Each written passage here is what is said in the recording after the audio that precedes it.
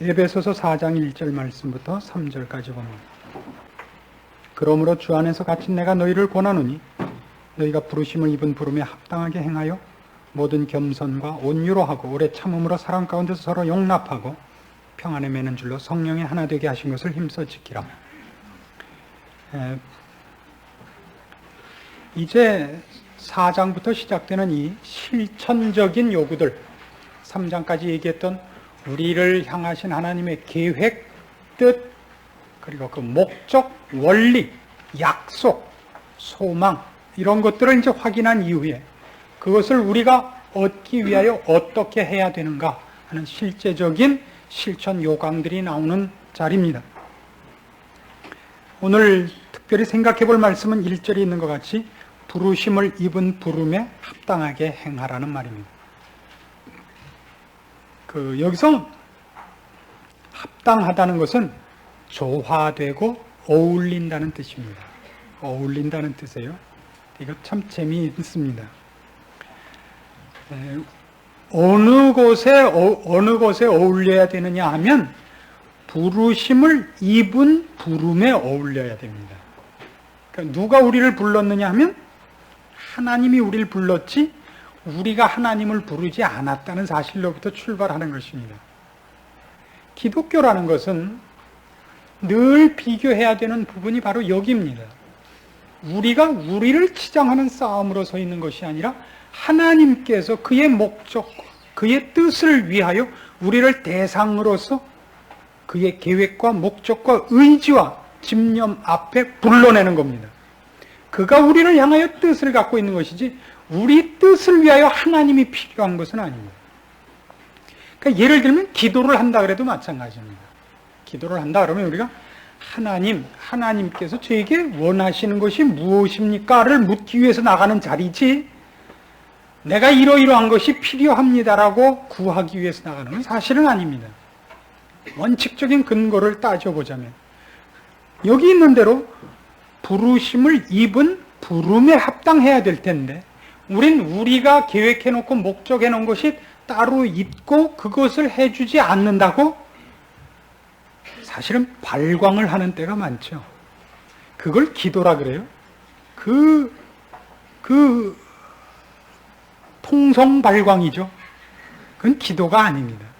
기도란 열심히 해야 되고 진심으로 해야 되고 간절하게 해야 됩니다. 그것과 학을 쓰는 것과는 사실은 아무런 함수관계도 없습니다. 간절함은 눈물로도 나타나고 간절함은 큰 소리로도 나타납니다. 그렇습니다. 그러나 늘 큰 소리를 치는 것이 잘난 짓은 아닙니다. 왜 그렇게 됐냐고요? 우리는 누가 먼저 큰 소리를 치고 더욱 열심을 내서 하나님을 자기 쪽으로 끌고 오느냐의 싸움을 하듯이 기도를 하는데 익숙해져 있기 때문입니다. 무엇을 몰라서인가? 바로 우리가 부르심을 받고 있지 우리가 하나님을 부르고 있지 않다는 사실을 놓치고 있기 때문입니다. 지금 앞에 있었던 얘기가 몽땅 다 그렇습니다. 20절 보세요. 3장 20절 바로 앞에 절입니다. 우리 가운데서 역사하시는 능력대로 우리의 온갖 구하는 것이나 생각하는 것에 더 넘치도록 능히 하실 이에게 교회 안에서와 그렇죠? 그리스도 예수 안에서 영광이 대대로 영원 무궁하기를 원하노라. 그렇게 했죠? 교회라는 것은 이거 아니라 말이에요. 이 건물이 아니라 부르심을 받은 자들이거든요. 교회란 말은 헬라어 원문 뜻이 것입니다. 부르심을 받은 자, 불러냄을 받은 자입니다. 교회라는 뜻이. 그러니까 다른 말로 하면 선택된 자죠. 특별히 하나님께서 목적과 계획을 가지고 일부러 그 대상에게 어떤 계획을 갖고 불러낸 자들입니다. 그걸 교회라 그럽니다. 그럼 다시 20절부터 그 말을 이렇게 해보세요. 우리 가운데서 역사하시는 능력대로 우리의 온갖 구하는 것이나 생각하는 것에 더 넘치도록 능히 하실 이에게 그가 그렇게 하실 거예요. 교회 안에서 그가 불러내신 사람들 안에서와 그거네요. 그럼 불러내신 사람들 속에 누가 들어가요? 여러분 자신이 들어가잖아요. 우리와 그리스도 예수 안에서 영광이 대대로 영원 무궁하시리라. 할 수밖에 없을 겁니다. 지금 성경이 언제나 주장하는 바를 보면 우리가 우리의 계획과 우리의 간절함에 대하여 하나님께 요청을 하는 것으로 성경이 말을 풀어나가고 있지 않고 하나님 쪽에서 우리를 향하여 갖고 계신 어떤 목적과 계획에 대하여 우리에게 깨닫기를 원하며 하나님이 그 일을 하려고 우리에게 간섭하고 있는 것에 순종할 것과 충성할 것이 훨씬 많이 강조되잖아요. 그러니까 다른 식으로 얘기를 하자면 우리는 우리가 갖고 있는 어떤 선한 것을 키우거나 개발하기 위하여 예수를 믿지 않습니다.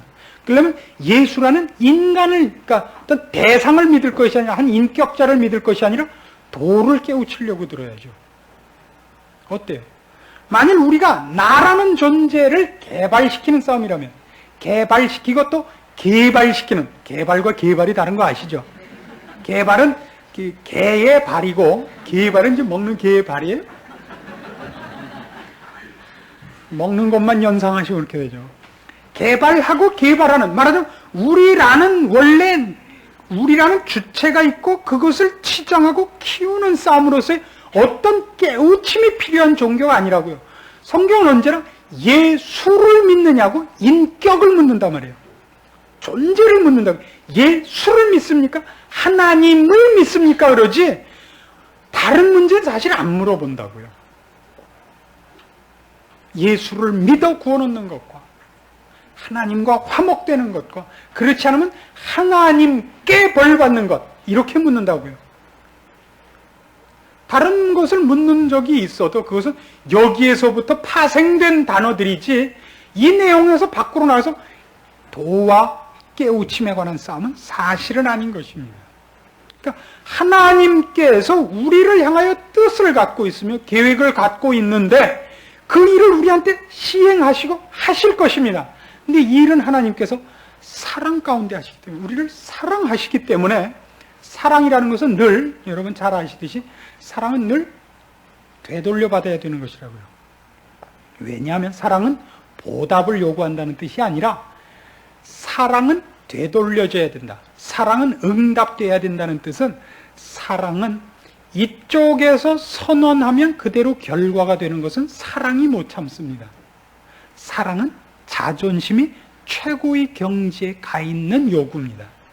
사랑은 상대방을 굴복시켜서가 아니라 이쪽에서 사랑한 것과 똑같이 상대방이 다른 어떤 이해 타산이나 힘으로의 굴복을 떠나서 가장 자유스러운 상황 속에서의 항복이어야만 만족하는 겁니다.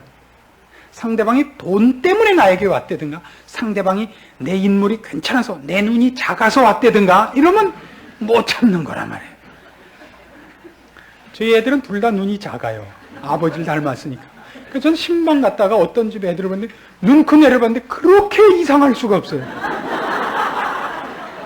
어떻게 사람이 눈이 커요? 저는 그 쇼크를 감추느라고 참 혼났어요. 그 부모님께 결례가 될까봐 태연한 표정을 졌지만 무슨 화성인을 본 것 같고 아주 그 이상하더라고요. 눈이 뭐 이만해요. 하여튼 그건 그렇고 사랑이란 건 가장, 그러니까 아무런 그 옆에서의 위협이나 협박이나 이런 그 강권함이 없는 상태에서 자발적인 것으로 와야 된다는 의미에서의 되돌림을 요구한단 말이죠. 사랑이라는 건 그것입니다. 그래서 하나님께서 우리를 부르셨으되 우리를 하나님 그냥 이렇게 개끌듯 끌고 가거나 단추를 누르면 로봇같이 오는 존재로서가 아니라 하나님이 우리를 향하여 뜻을 갖고 계시고 계획을 갖고 계시되 그것을 우리가 자발적으로 하며 기꺼이 정말 사랑과 기쁨과 희열로 목숨을 걸고 하기까지 옆에서 변죽을 울리실지언정 직접 모강지를 잡아 끌지는 않는다고요. 그럼 어떤 때는 손을 대시는지 아세요? 글로 떨어지면 큰일 날 자식을 홀 수 없죠. 한 대 때리고 글로 가면, 그 때린 게 아니라 사실은 절벽으로 떨어질까봐 이렇게 잡아챈 건데 우리는 왜 때려요? 그러죠. 늘 때리는 거죠. 거기서는 글로 한 걸음만 더 갔으면 큰일 나는 데란 말이에요. 한참 떨어져서 넋이라도 있고 없고 되는 데 아니에요. 그러니까 할 수 없이 이렇게 잡아다니는데 때렸대죠. 하나님은 늘 나를 때린대요. 아니라고요. 그것 외에는 손을 안 대십니다. 정할 수 없는 자리만 이렇게 손을 대시지. 결국 일로 가야 하는 것은 우리가 어느 날 기꺼이 이 땅 위에 하나님 외에 나의 기뻐할 리가 없습니다 라는 고백이 나오기까지 하나님은 그 일을 진전 못 시키세요. 왜요? 사랑하시기 때문에. 제가 참 표현을 잘 못하는 겁니다. 이거 아시겠죠? 정말 1억이에요. 제가 거룩하게 생기진 않았지만 제가 똑바로 얘기를 해준 겁니다. 지금 성경대로. 그래도 감동 안 하는 거예요. 이렇게 사랑은 강권할 수가 없다고요. 그렇잖아요. 공갈을 놓을 수 있는 게 아니에요. 상대방을 어떻게 공갈을 놔서 항복을 시켜요. 굴복을 시킬 수 있을지언정, 밟을 수 있을지언정, 마음을 빼앗을 수 있는 것은 아닙니다. 그렇잖아요. 하나님은 우리의 마음을 뺏기를 원하십니다. 훔쳐가는 것이 아니고 총칼을 들이대고서가 아니라 녹여서 말이죠. 그러나 우리는 바로 하나님이 그런 방법을 쓰기 때문에 훨씬 늦어요. 그래서 이렇게 생각하죠. 신약식은 싫대요. 구약식으로 했으면 좋겠대요. 그런 신자들 많죠. 내가 죄를 지러 가려고 그러면 앞에 벼락이 딱 떨어져서 고목나무가 탁 부러져요. 아, 이 길은 아니구나. 그래서 돌아오게 했으면 좋겠다고. 인간을 몰라서 그래요. 벼락이 딱 떨어지면 그 다음에 피뢰침 들고 가요. 사람은 그렇게 쉽게 돌이키지 않아요. 일로 가려고 했더니 여기 짠 하고 지진이 나서 못 건너게 됐어요. 그럼 그 다음에 절대 차 타고 안 가고 헬리콥터 타고 가요. 그럼 뭐 지진 나나만 하죠. 인간은 그렇게 쉽게 항복하는 족속이 아닙니다. 원래가 종족이 못돼 먹은 종족입니다. 하나님은 우리의 인생 속에서 사실 일을 해내십니다. 우리의 말도 안 되는 기도를 들으시며 말도 안 되는 고집을 용납하시며 안타까움 속에 기다리십니다. 오죽하면 우리가 마땅히 빌 바를 알지 못하나 어떠신다고요? 성령님께서 말할 수 없는 탄식으로 우리를 위하여 간구하시며 지금도 예수님께서 일을 쉬시지 못하고 하나님 우편에서 우리를 위하여 대언하고 계세요. 이렇게 복음서에 이렇게 아름답게 돼 있죠. 어떤 주인이 나무를 심고 3년이 되도록 열매를 얻지 못했어요. 하인에게 명합니다. 이 무화과 나무를 뽑아버리자. 내가 3년이나 됐는데도 열매를 못 얻었다. 하인이 그럽니다. 주인님, 1년만 더 기다려 주십시오. 내가 1년 동안 더 정성 들여서 갖고 보겠습니다. 거름도 잘 주고 더 잘 갖고 와서 그때도 열매가 없거든 그땐 뽑아버리기로 하고 1년만 더 참아 주십시오. 이게 지금 예수님 하시고 있는 일이에요. 1년이라는 건 꼭 1년이 아니라 될 때까지입니다만은 그 될 때까지를 위해서 우리에게 하나님께서 그 많은 시련과 어려움 속을 통과시켜야 되는 거예요. 왜? 우리는 아직도 우리의 필요한 욕심이 너무 많기 때문에 늘 그 일을 위해 뛰어가며 늘 하나님께 들어와 묻고 요구하고 간구하는 건 그 일밖에 없어요. 하나님, 큰일 났어요. 이해해 주세요. 해주면 또 그 다음일 끝도 없죠. 옛날 국민학교 때 읽었던 그 동화가 기억나세요? 어떤 어촌에 마음씨 착한 할아버지가 마음씨 나쁜 할머니와 살고 있었습니다. 하루는 이 어부가 물고기를 잡으러 갔다가 하루 종일 하나도 못 잡았다 마지막에 금빛 나는 잉어를 잡았습니다. 금잉어가 눈물을 뚝뚝 흘리면서 나는 용궁에 있는 용왕의 아들인데 나를 놓아주면 소원을 들어주겠다 해서 불쌍히 여기서 놓아줬습니다. 그리고 돌아왔더니 할머니가 그래 나가서 아무것도 못 잡고 인제 들어온단 말이오 하고 화를 냈습니다. 그래서 할아버지가 그게 아니고 사실은 금잉어를 하나 잡았었는데 불쌍해서 놓아줬대. 아니 그러면 소원을 다 들어준다는데 하다못해 저 깨진 항아리라도 고쳐달래지. 그래서 가서 어떡하죠? 잉어야 잉어야.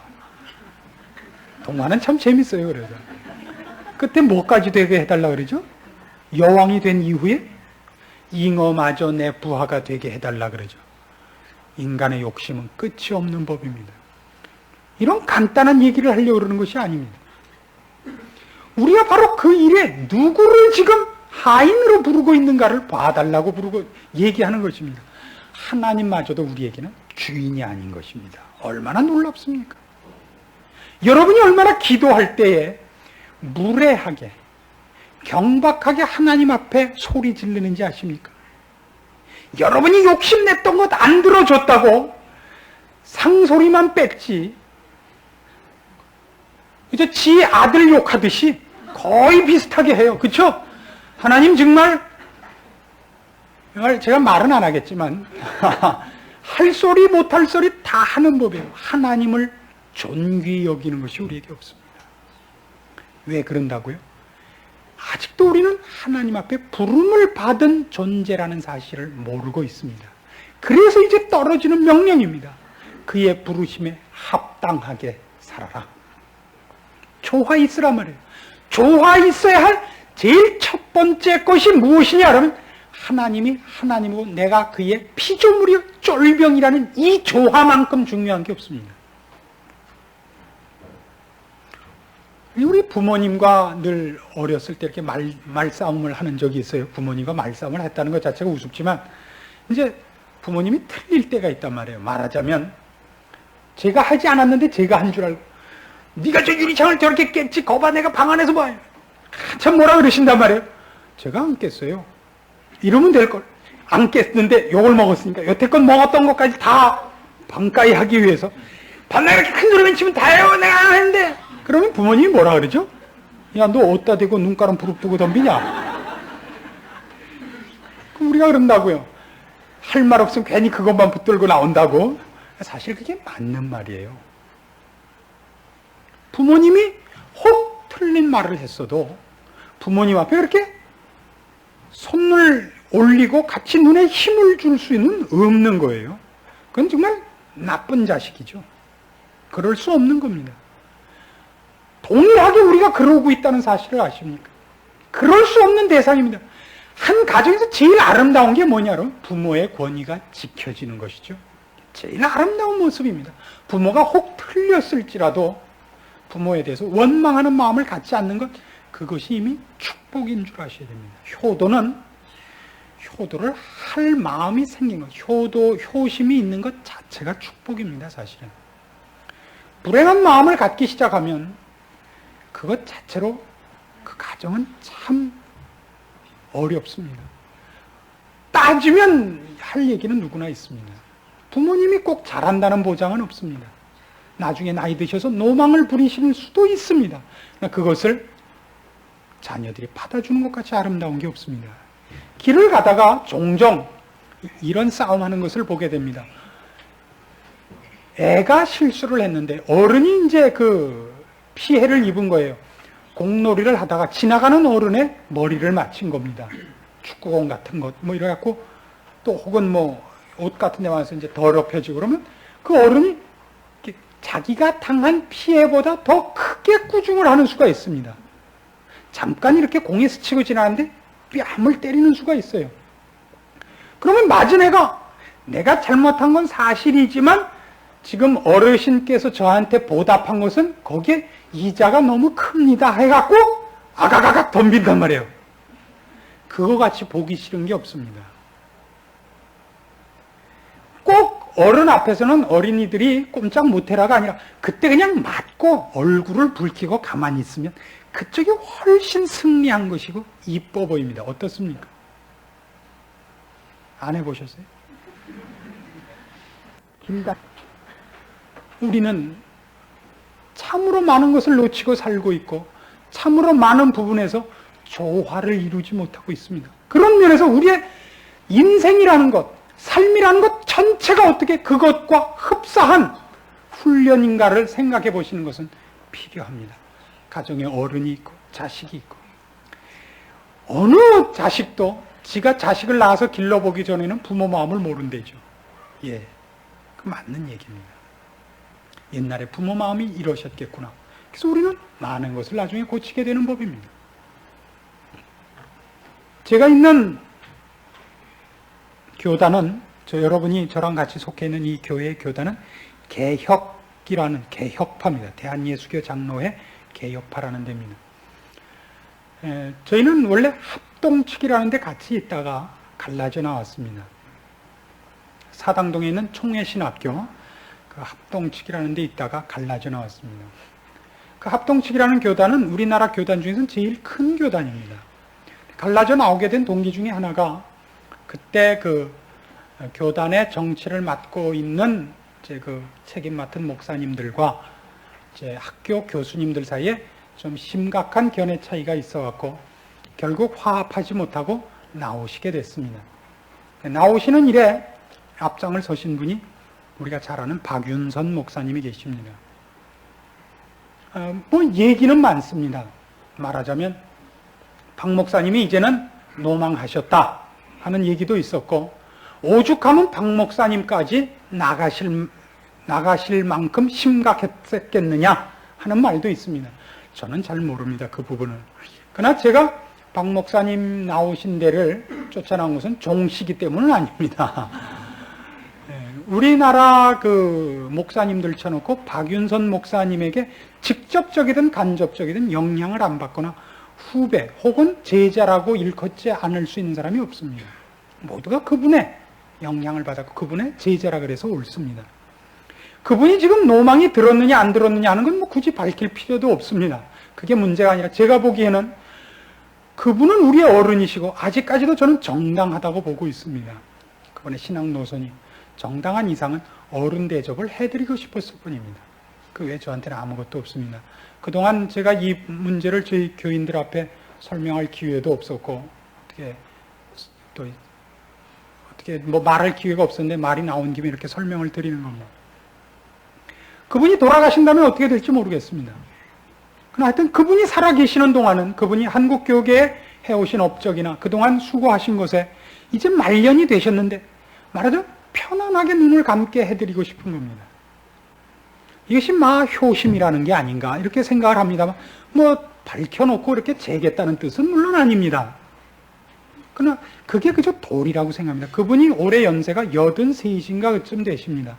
아직도 신학교에서 왕성하게 강의를 하고 계시고 수업 시간도 가장 많이 갖고 계십니다. 그 최풀의 설교도 제일 많이 하시고, 왜냐하면 하나라도 더 살아계시는 동안 후배들에게 물려주겠다고 왕성하게 일을 하고 계십니다. 신학교 그 짓고 땅 사고 할 때 돈 없었을 때 집 팔아서 내신 분입니다. 대단한 분이시죠. 그죠? 그런 생각만 갖고 있습니다. 그게 우리가 할 일입니다. 그게 우리가 할 일이고 그분이 혹 다른 도리를 쫓자 그런다면 모를까? 그 외의 문제에 있어서는 후배가 해줘야 할 일, 이렇게 생각합니다.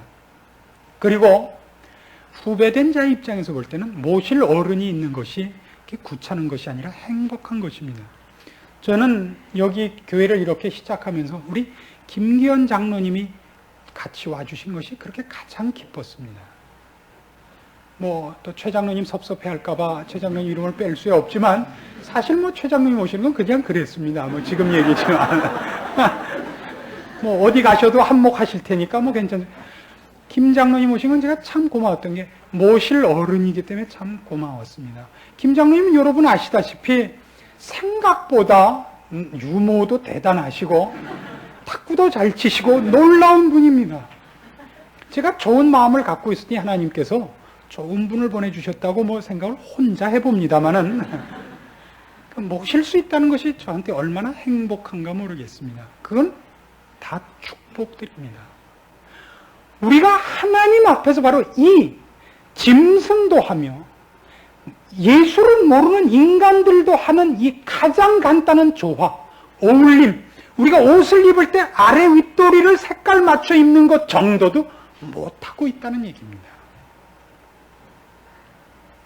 우리가 신앙생활을 하는 것은 그런 의미에서 내가 표현한 것들이 내가 예수 믿는다는 이름에 내 아버지가 하나님이시다라는 이름에 조화가 되는가라는 시점에서 늘 확인해야 되는 겁니다. 여러분이 입에 거친 말을 올리든가 여러분이 신앙생활을 제대로 하나님께서 천하 만물을 주관하시며 그분이 내 아버지시라는 그 말과 어울리지 않게 인내하지 못하며 배짱 업고들랑 당장 내가 여기서는 신앙인이 아니구나 하고 자책할 줄 아셔야 된다는 얘기까지 연결되는 겁니다. 이 부분에서 지금 우리 신자들은 너무나 힘이 없습니다. 그러나 하나님은 물론 우리를 이렇게 불러놓으시고 우리가 응답하고 대꾸하기까지 그냥 가만히 방관하고 계시는 것만은 아닙니다. 그의 부르심은 대단한 능력이 있습니다. 그의 부르심은 결론을 내고야 마시는 능력 있는, 간섭하는, 집념 있는, 열화 같은 부르심이기도 합니다.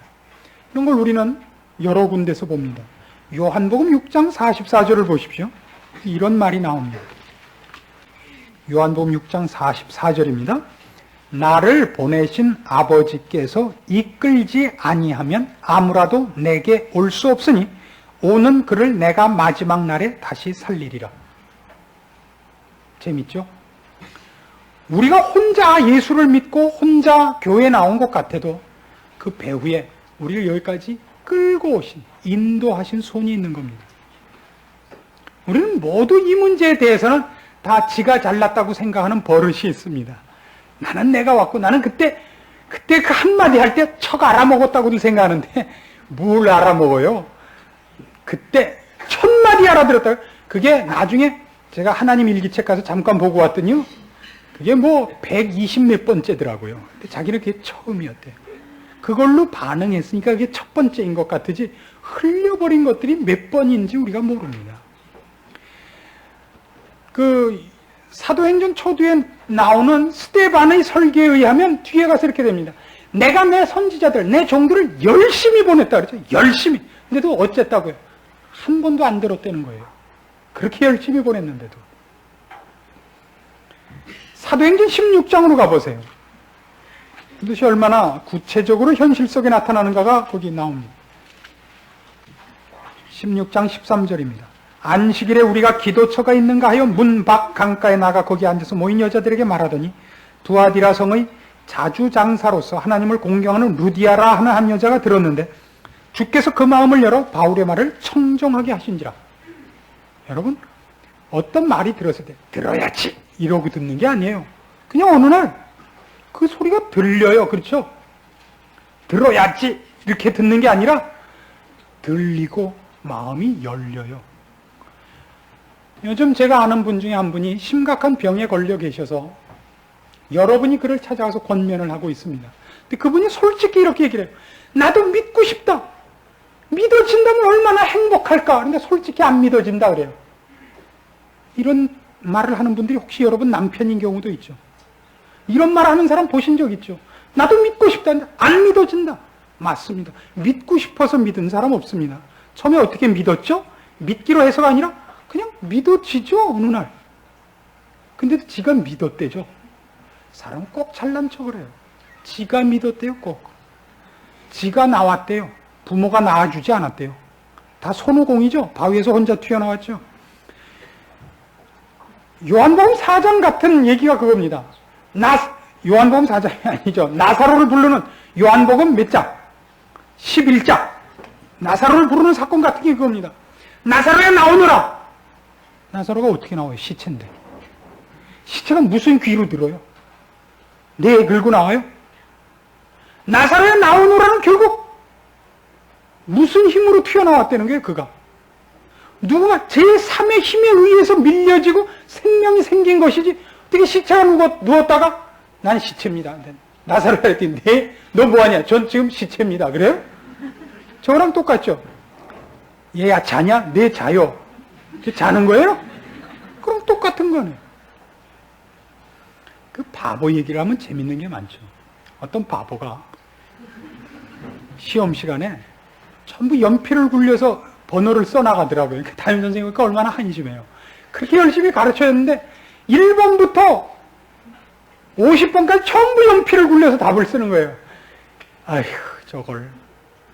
이제 50번까지 다 쓰더니 또 굴리더래요. 이상하잖아요. 야, 이젠 또 왜 굴리냐? 검산하는 중이래요.